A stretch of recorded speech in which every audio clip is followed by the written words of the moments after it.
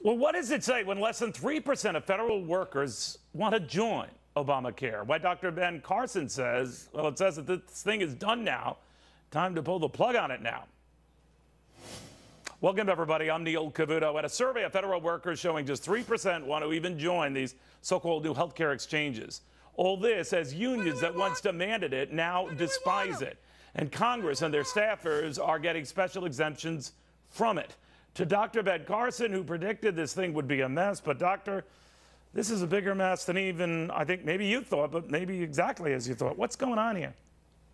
Well, it's pretty awful. You know, the people in the IRS don't want any part of it either. It's sort of like you're walking down the street and you see a bunch of people running out of a building, and there's a shadowy figure there saying, hey, come on in here. I think because people are seeing what's going on. Right. They're opting not to. But, you know, what's really kind of interesting is, you know, the president loves to talk about the fact that with this bill, there'll be no lifetime limits on the amount of money that can be paid by insurance companies, that you can stay on your parents' insurance until you're 26. Pre-existing diseases will not preclude you from getting insurance. But, you know, I agree with that. I think most people would agree with that. Well, I guess it depends, doctor, if you like your kid, but I digress. Go ahead. Well, you know, it's the other hundreds of things in the bill that people don't like. He never talks about those. And he talks about the fact that the Republicans want 30 million people not to have insurance. This is what's known as demagoguery. I hope everybody will look that word up. It means appealing to the prejudices and emotions of people.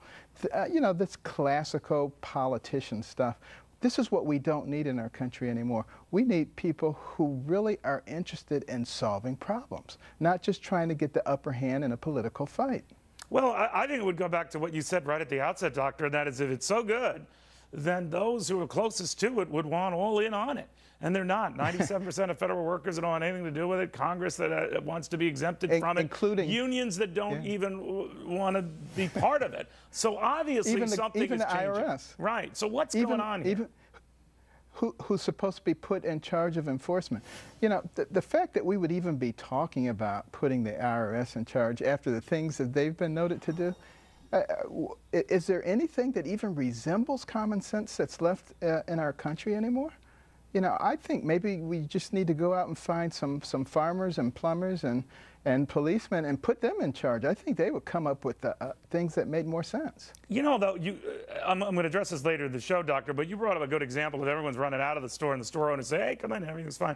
To me, you know, relating it in restaurant terms, it'd be like the restaurant owner who sure as heck won't eat his food, but he'll happily foist it on you. That's telling me something there. The owner isn't liking the stuff. Congress doesn't want anything to do with this stuff. Federal workers, more than 9 out of 10 of them want to be as far away as they can from this stuff. I think the American public can rightly assume, wait a minute, we swallow this, we're the ones getting stuff.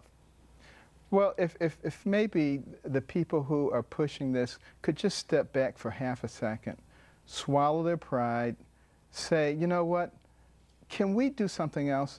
I think everybody else would be willing to join them. I don't think we're going to be having big demonstrations saying, see, you were wrong and we were right.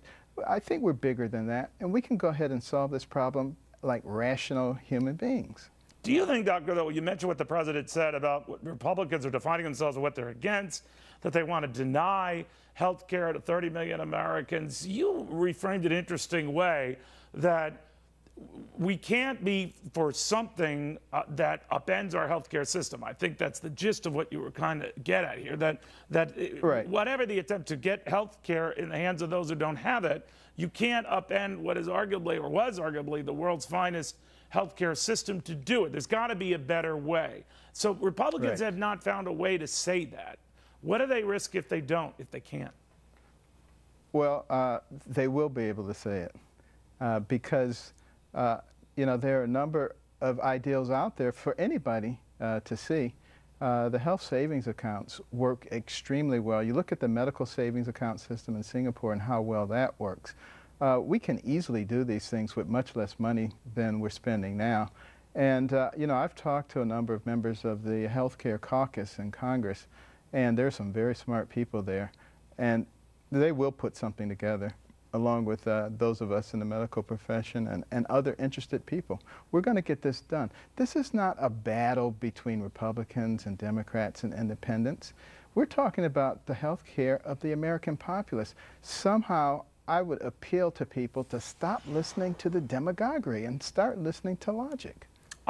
It'll come back to Republicans want to torpedo this but have nothing in its place. Should Republicans then have something in its place, or a stripped down, simpler version ready to go before they're keen on defunding this thing now? What would you recommend? Well, I think we already have, and when I say we, I'm talking about those of us who are interested in solving this problem. Right. Already have something that's ready to go. And you know, I don't think it's wise to take it and put it out there right now, because then all of the energy will go to trying to destroy that.